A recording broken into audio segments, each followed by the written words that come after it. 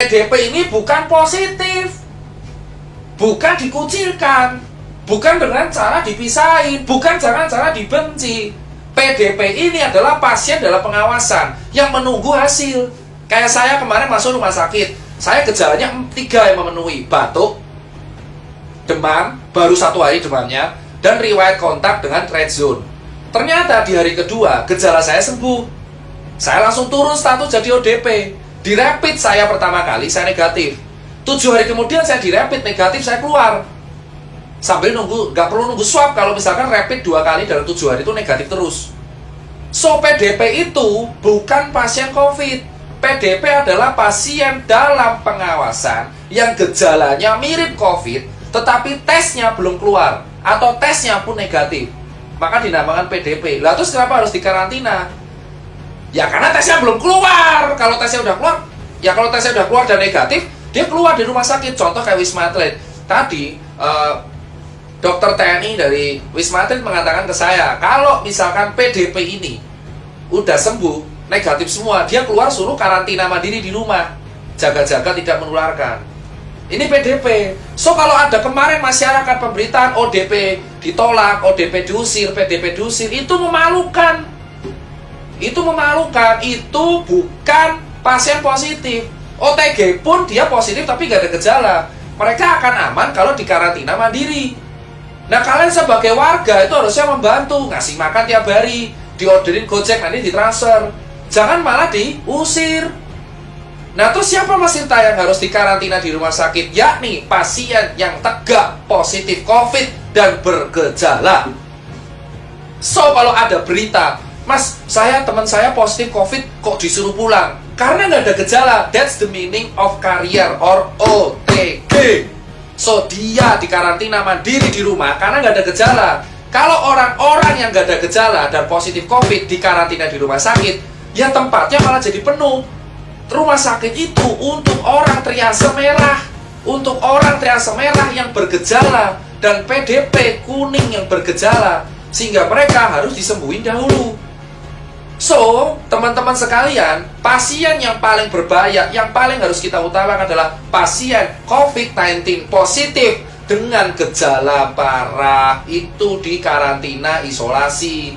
So yang dikarantina berarti ada 2 di rumah sakit, yaitu PDP, yaitu pasien bergejala tapi belum tegak diagnosanya COVID karena gejalanya doang, karena hasil belum keluar, dan pasien yang tegak COVID dengan gejala. So ODP dan OTG itu di rumah. Nah terus kenapa dokter-dokter, ini yang saya kecewa, kenapa tenaga medis malah ditolak? Tenaga medis itu nggak boleh ditolak. Tenaga medis memang merawat COVID, tapi mereka pakai APD. Mereka tuh mau copot APD cuci tangan. Kenapa kalian singkirkan? Kenapa kalian kucilkan? Itu tolong coy, ngucil-ngucilin orang-orang tenaga medis. Dia manusia, dia itu penyelamat. Di Cina, orang tenaga medis masuk ke rumah dikasih bunga, dikasih surat. Di sini ada orang curhat tiap hari, pasti ada. Dokter nangis karena dikucilin lingkungannya. Diusir dari kosan. Diusir dari kosan. Mereka ini statusnya dokter, itu ODP. Mereka punya riwayat kontak dengan pasien positif, tapi mereka nggak bergejala. Dan mereka juga dites rapid tiap hari, Bapak. Tiap 7 hari mereka tuh tes rapid. Kalau sudah positif dia dirumahkan. Sistem jaganya tenaga medis itu 14 hari off, 14 hari on. Jadi 14 hari jaga, 14 hari off turun. Jadi mereka itu bukan orang yang aib gitu loh Pak. COVID itu kayak TBC Pak. TBC bahkan lebih berbahaya, dia airborne disease. Dan TBC itu diremahin di Indonesia. Bahkan sudah ada vaksinnya BCG. TBC selama dulu airborne disease, gak ada kayak gini. Padahal TBC itu kalau batuk, virusnya Mycobacterium tuberculosis itu bertahan di udara selama berjam-jam. Dan pengobatannya TBC itu 6 bulan. Belum campak. Tapi kenapa COVID dianggap aib, tapi TBC enggak? Padahal lebih parah TBC. Saya penderita TBC, 10 bulan saya baru sembuh. Usia 8 tahun sampai 9 tahun. So, buat teman-teman semua, tenaga medis itu memang masuknya ODP. Tapi bukan dijauhin, karena mereka juga cek tiap hari.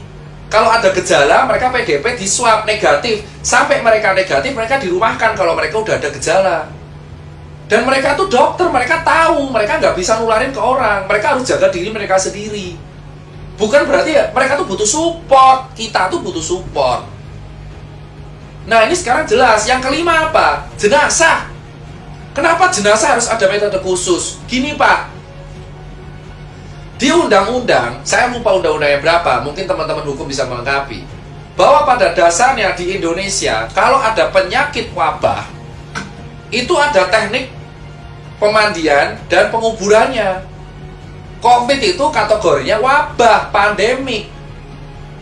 Mau dia menular lewat cairan dan droplet, tetap ini harus mengikuti prosedural penguburan jenazah sesuai undang-undang. Yaitu yang ngubur harus tenaga medis, pakai APD lengkap, even itu tukang gali kuburnya, dan dikasih kain kafan, dikasih plastik, dibungkus peti mati, lalu dibungkus lagi plastik, dikuburin, gitu loh. Nah terus kenapa jenazahnya ditolak? Saya udah bilang, COVID tidak menular lewat airborne. Kalau di udara bebas, COVID menular lewat airborne kalau kena tindakan yang aerosol di mulut 3 jam doang, itu pun di rumah sakit biasanya. Jenazah ini harus kayak gituin karena itu undang-undang, namanya teknik pemulasaran atau apalah, teknik pengubaran sesuai undang-undang, karena wabah. Dan yang paling bisa kena itu ya tukang kuburnya. Kenapa kalian di desa malah nolak jenazahnya? Kalau dikubur terus semuanya kena, ya enggak. Ya nanti kan nular lewat air tanah, ya enggak, kan dibungkus plastik. Itu jenazah dibungkus plastik, terus dibungkus lagi sama peti, terus dibungkus lagi sama plastik lagi. Kenapa ditolak? Itu orang meninggal, udah kena musibah, dan mereka sudah dikuburi sesuai standar. Kantong jenazah juga dikasih kantong jenazah. Kok kalian takut banget sama orang yang udah meninggal? Harusnya didoakan, jangan ditolak. Kemarin saya dapat video jenazah dilempar-lempar itu ambulan karena gak izin kampung. Terus ngapa? Mau udah dikuburin sama tenaga medis. Ini ya jenazah dibungkus plastik, kasih kantong jenazah, masukin peti, petinya bungkus plastik, yang ngubur tenaga medis pakai APD semua. Terus kenapa kalian takut? Itu nggak nular lewat airborne. Yang bisa nular itu adalah dropletnya. Berarti kalau jenazah bisa nular, ya siapa tahu dropletnya keluar dari mulut, bisa jadi toh. Terus kita megang jenazahnya, makanya dibungkus mati-matian karena itu sesuai UU. Penyakit apapun yang dikategorikan WHO wabah itu harus penguburannya khusus. Mau dia penularannya droplet, cairan, airborne, kalau udah wabah pandemik penguburannya khusus. Kalau nggak khusus itu melanggar undang-undang. Jadi kalian nggak perlu takut sama orang mati. Mereka itu udah kena musibah takdir. Itu aja edukasi dari saya bagian 1.